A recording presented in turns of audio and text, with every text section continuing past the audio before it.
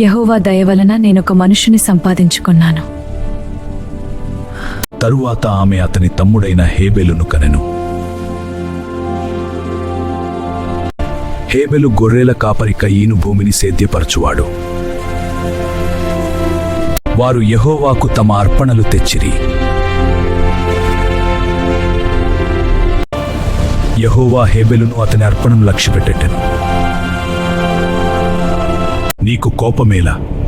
నీవు సత్క్రియ చేసిన ఎడల తలనెత్తుకొను. పాపము వాకిట పొంచియున్నది, నీవు దానిని ఏలవలెను. హేబెలు, రా పొలానికి వెళ్ళి మాట్లాడుకుందాం.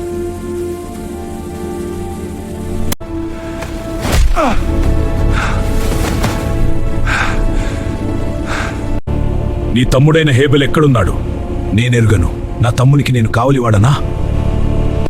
నీ తమ్ముని రక్తము నేలలో నుండి నాకు మొరపెట్టుచున్నది. నా దోష శిక్ష నేను భరింపలేనంత గొప్పది.